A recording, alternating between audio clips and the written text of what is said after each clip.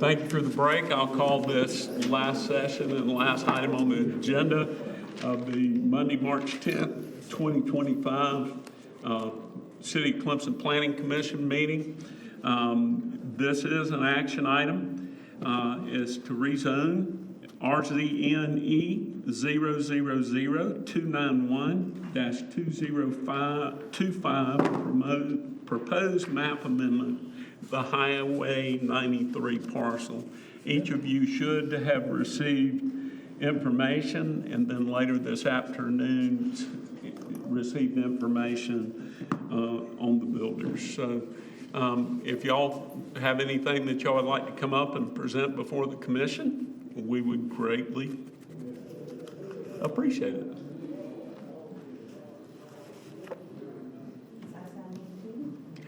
We know who you are. We know who you are. We know who you are. You don't have to. This is now you're you. This is separate from the other stuff. Okay. Well, I'm Ronit Hawker. I'm the senior developer with Mercy Housing Southeast. We're the Southeast office of Mercy Housing Inc., which is a national nonprofit. Can you speak up a little bit so our online people can hear you? I've never been accused of not being loud. Okay, so I'm with Mercy Housing Southeast. We're the Southeast Regional Office of Mercy Housing Inc., which is a national nonprofit headquartered in Denver, but based across the country. We have 5 regional offices. So we are, and as I said, I'm a senior developer there. And Mercy Housing Inc. is, as a nonprofit, we're a mission-oriented nonprofit. So our mission is to create affordable housing. We primarily do that through the use of low-income housing tax credits. That's our bread and butter for our affordable housing development. I head up the development here in South Carolina, so we we've been expanding into South Carolina in the last decade, and have a project in Greenville and already completed, another one under construction. So we're pretty familiar with this area and how the SC Housing runs their tax credit program, which is what brought us to Clemson.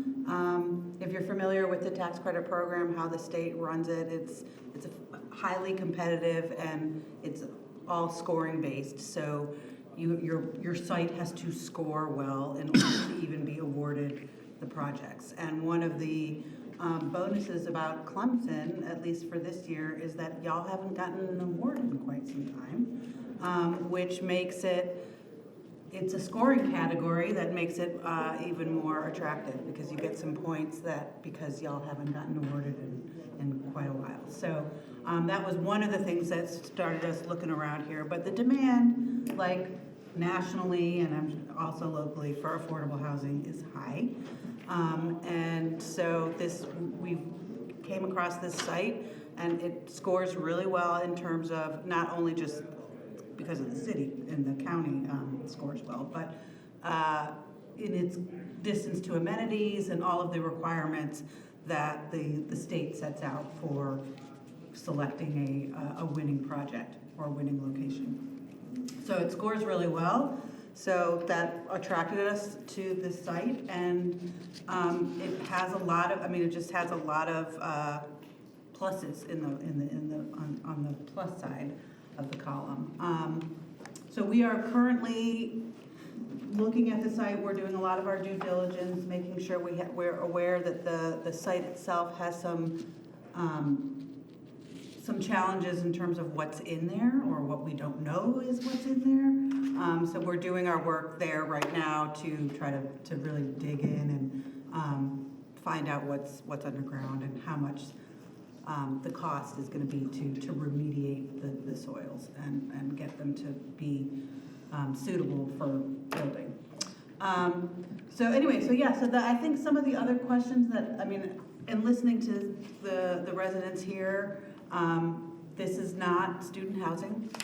Students are unlikely to qualify for this housing. That you have to be income qualified, and unless they are, it's not that they couldn't if they were independent of their parents and they're just working and putting themselves through school, then they could theoretically qualify for a unit. But it's probably unlikely, given your student population, that there's not a ton of them that are all independent and off their parents' tax rolls, so they would not qualify for these units. This is strictly for families, or strictly, I mean, it's for families, so we're gonna have 1, 2, and 3 bedroom units. And all the households have to be income qualified. So we're setting, these would all be at 60% AMI and below, area median income and below. So that would be for all of the units in this development, because we're gonna do a 4% with tax exempt bonds, and then we can make all of them 60% AMI. And I think you're at 60% is 100% of the units. I just want to make sure Correct. people watching online understand that. Yes, It's it's 100% of the units. And with that, the LIHTC bonds that you use, with that being 100% of the units, locks you in for how long? Is it 30 years? 30 years. If you were 40%, you had 10 years. No, well, it It would used to be that way. Well, You could the use- credits go with the units, and the credits are basically a 10-year, the credits burn off over Right. 10 years. But then with that program, you have the affordability period that's put on with your restrictive covenant put onto the site. Right, so And it's 30 that gets years. you to the 30 years. On top of that, Mercy Housing, we are not in the business, we are in the business of owning our properties. So it's not like we're building and then taking off and disappearing.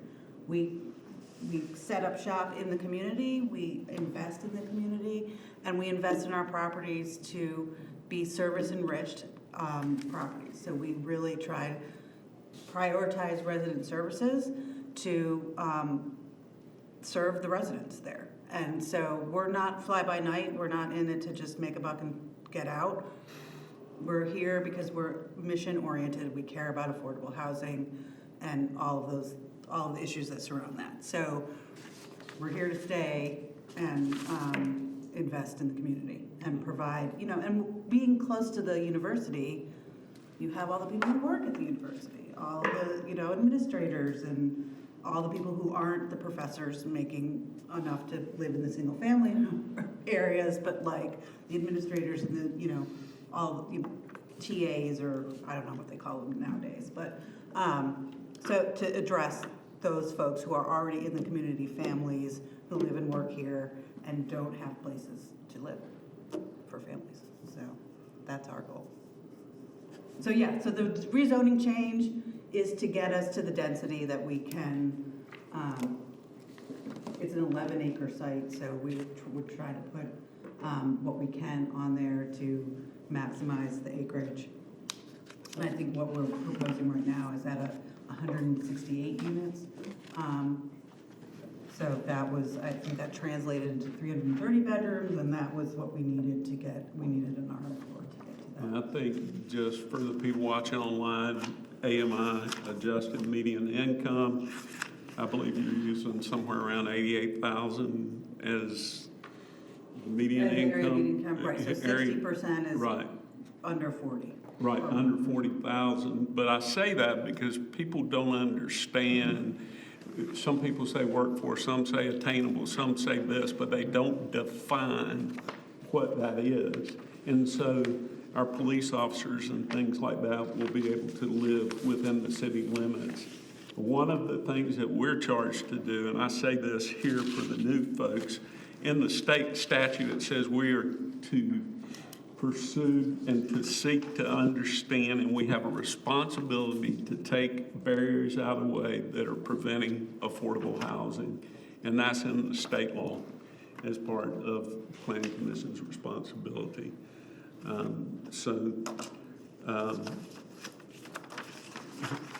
Any questions from commissioners about this, comments, thoughts, what you need to know? I've looked up your information. I think it's great. my only question, if it's rezoned and they choose not to put this on, purchase this property, then that's where we're in a bind. Well, that wouldn't be our goal, right? I mean, if we're rezoning, we'll put in the application for the tax credits and, we would be invested, I don't know what to say, if we don't get awarded, there's a chance that we would try, depending on the reasons why we didn't make the cut, like if it was something that we could try again in the next round, might be something, we've done that before, we might be willing to do that, and depending on why, if it gets awarded or doesn't get awarded. How often does that happen? What's that? How often do you not get what you need?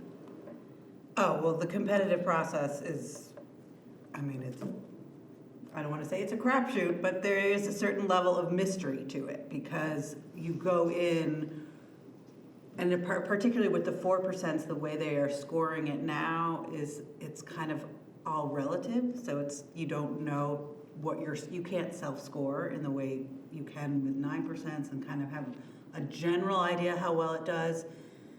So, it does score well because it's got all the basics, but then the competitive aspect is really just sort of who's the other projects. So, we just do our best guess and we've had success. I just got awarded a project that we're doing in tandem with the Columbia Housing Authority, and we were able to win on that one based on how we model. So we have a little bit more data this year now than we did last year because it's a new QAP, so we'll be able to study and get closer before we put the application in. It's really, that's part of my job is to try to figure out how to get these to win. And a lot of it has to do with, after the threshold issues of location, the things that I couldn't control, then it's the numbers, and we'll try to get the numbers to work and be awarded. But then, you just got to see who else comes in that year, and you just never know. So it's not a guarantee. So there is that risk. I don't want to say there isn't a risk that we can go in and not be awarded. But Is it a we're putting a lot of our stuff into this right now, and then part of our funds that we're getting. Is zoning a requirement though for your application? It is. Is the money federally backed? The tax credits? Yeah, is it all state? Well, the tax credits are federal tax credits, and they're also state tax credits. How much- Yeah, so as the federal government's cutting back all their. Right, are we at risk? I don't think we would be at risk for this year's round. I think those funds have probably are already allocated. So they already know what this year's bond allocation is, and I think that's already in their budget for 2025. So this would be a 2025 4% application. So And then once you have the property, do y'all award it to lowest bidder to build it? we are not, it's not a requirement to put it out to an official bid unless we have certain kinds of funds to it, but we as a developer will put it out well, we wouldn't, sometimes we put it out to bid if it's requirement of some of the funding that we get. Yeah, that's what I was curious about. Right, but that depends on what kind of funding we end up putting in the capital stack, so if was we just thinking don't, about then the we have end our product. builders that Yeah, that we work with, that we have relationships with. That Okay, yeah, go that I was worried about the end product, if it's all low bid, what you get for what you pay for it. Right, I mean, yes, I mean, it is affordable housing, and we are shoved into certain boxes because for the state and certain cost constraints and other constraints in terms of cost to get us to the point where we can be awarded. So, there's a lot of push-pull and balancing act in putting the project together, but,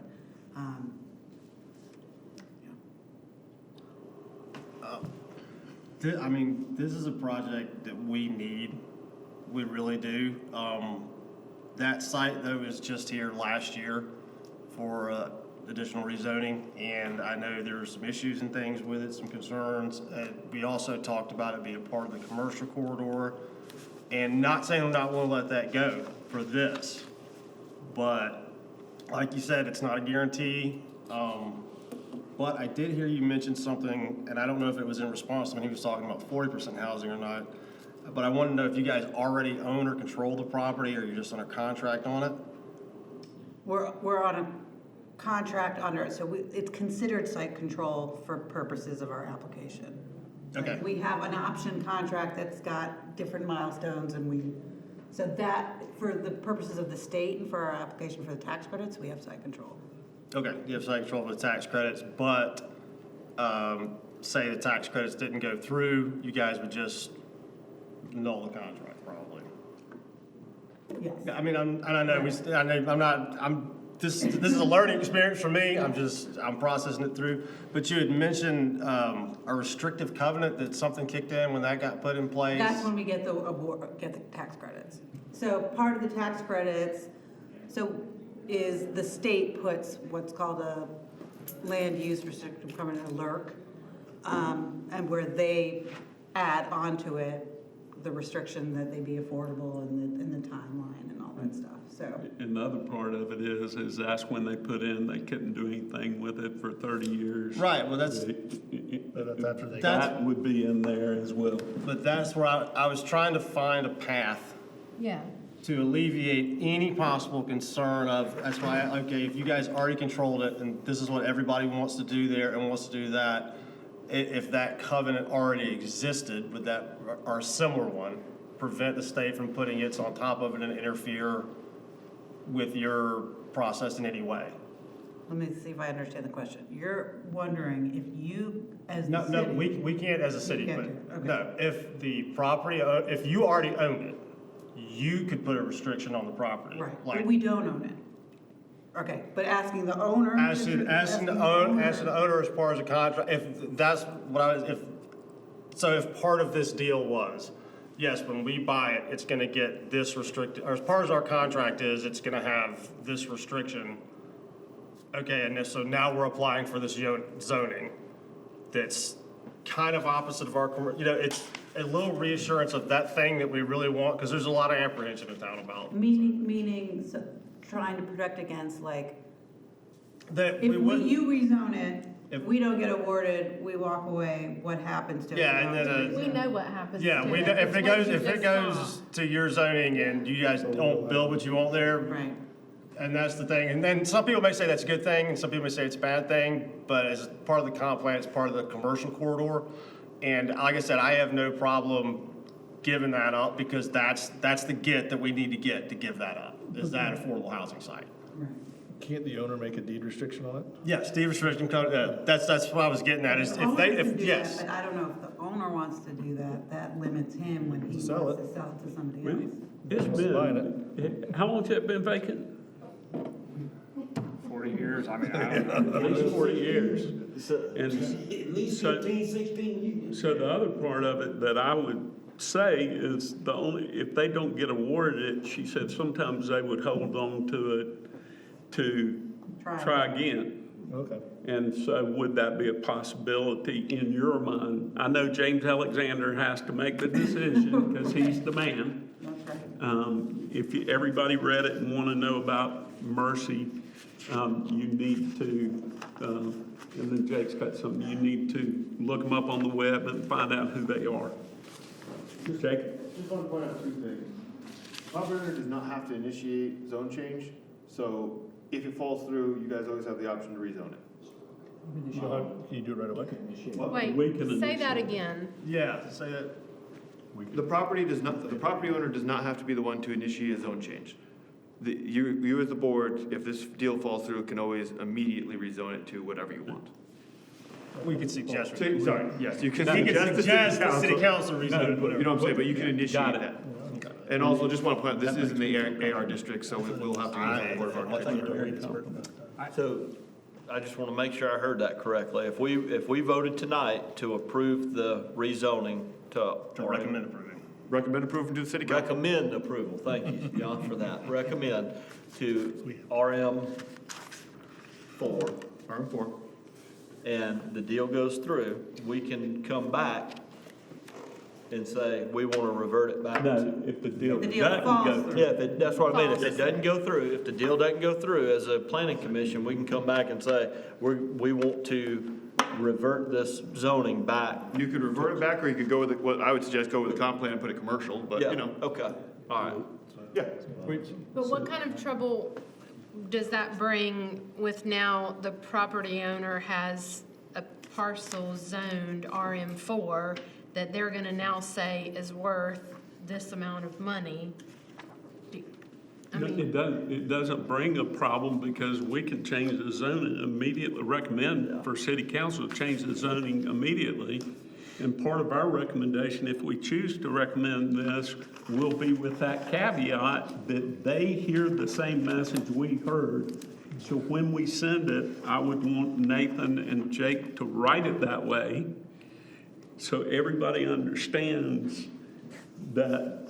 that we're approving this For for affordable affordable housing. Yeah, we're housing. approving it for this, not for RM4. Not for, right. I thought we couldn't do that. Well, we can because we would immediately have to go back if it fell through and rezone it, be the first thing on the agenda. But I want them to understand why we made the decision. And they can't make the decision ultimately unless they understand what we're thinking. What are you confused about, Tanya? I'm sorry, you said you, Well, I just didn't know, So what, I think, I don't mean to cut you off, but I Yeah. think I heard, it's getting late, and I'm following your question, like with the earlier application, Right. once it's approved RM3, you can build whatever you want. And I think when we're saying we're approving this only for affordable housing, I think that's, it's the same from earlier holds true here. I think we're just, just like, I believe Eric's gonna build what he wants if that got approved, or build that. I believe that they're gonna build what they're showing. And so it's still a faith thing. They could walk out of here with the rezoning, but it's still gonna go with our recommendation of, if If this affordable doesn't move housing- forward, we're gonna initiate the rezoning process to change it back. you can also call a meeting at any point in time. So if the day she found out it didn't go through, you can call a meeting that evening. I call y'all at noon and say, hey, this fell through. Special call meeting, Well, 24 hours notice. Yeah, So all you we gotta have need to 20, do. you can have a meeting the Some of them next day at leaves. noon, at 1, if they wanted to go that to way. change zoning. What's the effect on us downzoning that property What do you mean? from the owner? Well, I mean, you didn't have it now. Yeah, I mean, Um, I think it'd be, Okay. I'm sorry. No, I go mean, ahead. I'm not a lawyer, but it's very different when someone buys a property with a assumed use compared to it being switched around with them taking no actual action. So it'd be hard for him to say that he lost any money, you know? Because he bought it at. He bought it RM2. It's RM1 now, we changed it for a little while, and it's back now, so you're not. Especially if you put it all on the record like we are, why we're doing everything, it'd be kind of a, Yeah, I wouldn't mind going, if I was in front of a judge, I feel like we could put up a good this fight. will be in the minutes tonight. What you're referencing, Greg, is what we've done in the past is, folks have, I mean, let's just be honest, folks have bought up properties downtown with the intent of having 5 stories. We've later downzoned it to 3, Yes. 4, because we didn't like something else that was built next door to it, and now that property owner feels like he has the thing. So that's happened here in the past, but that's not the intent here at all. Yep. I guess my only, last thing I'm gonna say before we get out of here, or we try to get out of here. I do think by supporting this, is I don't think from the power lines being on this land and the topography of it, that anybody can fit any more beds on this property than what is proposed right here tonight, is my personal opinion as well. Not what's the height limit Estimate in RM4 is 40 feet, I believe. here? Yeah, it'd be difficult. I mean, Yeah, yeah. That's Because probably, that was the one question I even had for you guys, is that I know it's gonna be difficult to get these in there, but I think, thank you guys for what you do. I read your website extensively. I looked at the project you have in Simpsonville. I think you guys have a wonderful organization, not only doing housing, but also wraparound service to your residents as well for different things. So thank you guys for being here this evening to, We still got another process to go through though. I'm just telling them for being here this evening. No, what I mean is, we've got to ask if there's any public input unless y'all Yeah. got questions for her. Is there anybody that would like to speak from the public on the rezoning? Would you please come up, sign in? Thank you for your patience and being here all evening with us. Heidi. I'll sign in after. Okay? I'm Heidi Williams. And please talk loud enough so everybody can hear you that's watching us. I'm Heidi Williams. I live at 221 Heather Drive. And I am here because I'm a huge proponent and supporter of affordable housing. And I've seen a few of these conversations go sideways in the last few months, where the city of Clemson has tried in earnest to enlist the help of a school board and county council to be able to pull in some of our city dollars that are going out into the county and into the school district to be able to fund affordable housing projects, and I think in different parts of the city even, right? So yes, this is a good project, but I think that it's getting caught up in some of the bad publicity of student housing, and I think that there is sort of a vast misunderstanding or just total lack of knowledge about the unwillingness of the county and the school district to partner with us on these projects. So kudos to a mission-driven organization for bringing this forward and making this possible, although that is a tricky piece of property, and I don't know, like, I'm looking at that, I don't know anything, but to me it's like a 50-50 shot. I don't know if you're really gonna be able to make this work. And nobody wants to make this work more than I do, just for no other reason than it's the right thing to do. And nobody else wants to do this in Pickens County, and really nobody else has the capacity to do it because of our infrastructure and our public transit and all the other things. But I would just like to put on the record here tonight that nobody is helping Clemson do this. Nobody. And we have asked in multiple ways, can we take the dollars that we spend, that we collect with property taxes, with retail taxes, with alcohol taxes, with all of the pressures that are put on our city and on our residents, that money goes back out to the county and it subsidizes roads that we don't drive on, sewer and water that we don't use, because it's the right thing to do. Clemson is really, really good at that.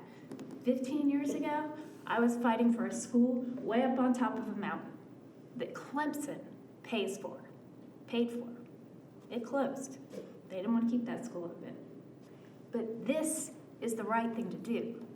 And I just hope that anybody who's paying attention to this, or anybody that stands up and pays attention to what's happening right here, right now, takes a minute to understand why it matters and why we are not giving our community what they deserve, because affordable, attainable workforce housing is for paramedics, it's for cops, it's for teachers, it's for janitors, it's for the people that I work with, and quite frankly, it's for the jobs that are being built here, because students are coming here in droves, and we need students to come here in droves, because if you look at the gap between the federal funding that came to us in 1990 versus what is coming to us now, it is minuscule. We are not getting any public dollars to pay for the vast majority of things that were being paid for 30 years ago. So yeah, we got to grow our enrollment and we got to grow our student housing, but we have got to find places for the people who support those students and support these faculty to live here and work here. And I don't know if this is like the exact thing. I'm here to listen and to learn, but like I have written a letter to the League of Women Voters, and I have written a letter to the Chamber of Commerce, because those are two entities that should be fighting for this. They should be here tonight, not me, but where are they? So I just encourage you guys to use your platform to invite people to be a part of this effort. I have done what I can as one person standing here, and I'm going to continue speaking out against it, speaking out up for it, and speaking out against the people who refuse to allow it to happen. But Thank you. Thank you for your comments, and if you would sign in, is there anybody else that More people wants? here that clap for you, Patty. Is that, What? There's more people here that clap for you. I know. Y'all should have flipped is there the agenda. anybody else that would like to speak? Well, the comments I would like to say is we have a responsibility to ensure the accuracy for all the fallacies that have been put out there on, well, I do have to say that. I've received 3 letters, and they say this is student housing in disguise. I want to be clear. And how do I say your name again? Ronit? Ronit and Mercy have done this everywhere. I would challenge you to look up their project on Butler Road. And if I can compare it to that, can I compare it to your Butler Road project? The amenities that they take care of, the older people that they house and take care of, the mission of this organization throughout the Southeast. I encourage you to go read it. I read 31 pages. I looked into these tax credits. That's how I knew this. You got to be here 30 years. This is not student housing in disguise. And people that are spreading that misinformation have created issues that we're dealing with because it's the same people that downzone this town into the position that we're in. And I believe that. I can show it.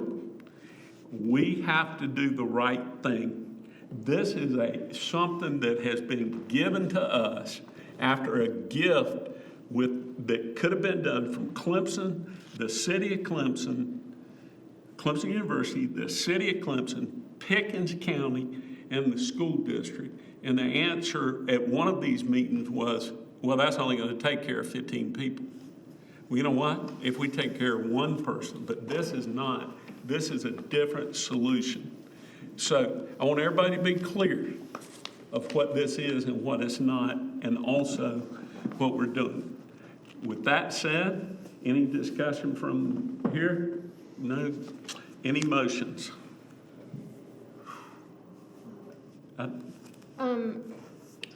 I make a motion to approve the rezoning of RZNE 000-291 2025 proposed map amendment of the Highway 93 parcels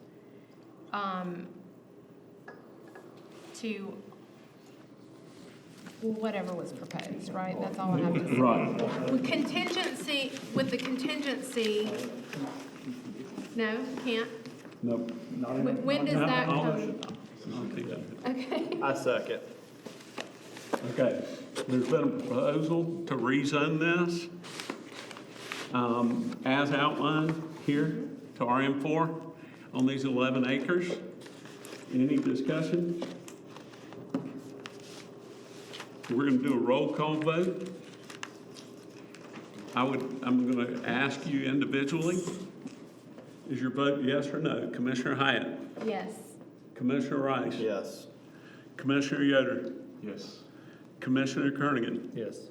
Commissioner Crowley, Yes. Commissioner Herb, yes.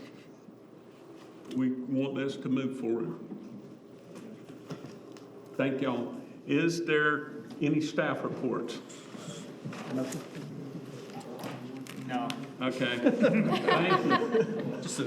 This will be the longest meeting we've ever had while I'm here, I promise you. And we're not gonna do it again. Anyway, I'm kidding. But anyway, I'm glad we heard people, and I'm glad people showed up to say what they did, and I appreciate each of y'all for what you did. Representation at council meeting, no advisory meeting. No, but I will say that I will need Commissioner and maybe one other when this goes, maybe Heidi also, when this goes, it will, because there will be a lot of people there. And it will be a public hearing as well. Yeah. And we'll need to be. That's 5:30 on the 17th. March 17th is the public hearing at 5:30. Yeah. March 17th at Monday. 5:30. Next Monday. I will, You know where you can, Well, it you can is St. submit public Patrick's Day. comment. you are. St. Patrick's Day. I'll come home for it, don't worry about it. In 4 years, I've Then never I'll get back. been unavailable for I'll be here. 1 week. I'm going out of town. You're saying it's next week. I just want, that is spring break for the university and for Pickens County. Pickens School County. So That's fine. Yep. It's fine, I'm good, I got Council this. don't stop, but yeah, I'll be we'll here. make it, yeah. But there will be multiple I'll be here. meetings, for This this. is just a public hearing. Yeah, I won't speak out of turn, but the way their funding structure works, they have to get this done by a certain date to meet a certain funding time period. And so, one of the things we did in order to that was like, and we could have canceled the public hearing had tonight the vote gone the opposite way. And that's how I put it in front of council is, I want to go ahead and schedule this public hearing, which is odd, before the planning commission, but I will cancel that if the vote goes a different way. So, we went ahead and scheduled that because theoretically, their funding in, that's end of May, and to get all this done in terms of engineering, we gotta start working towards that date. I'll be here. So, is there any other motion before us right now, like to adjourn? I'll make a motion for us to adjourn. Second? Yeah, amen. All in favor? Yeah. I'm in favor. Did she say 391 on that last? Did she say 391 on that?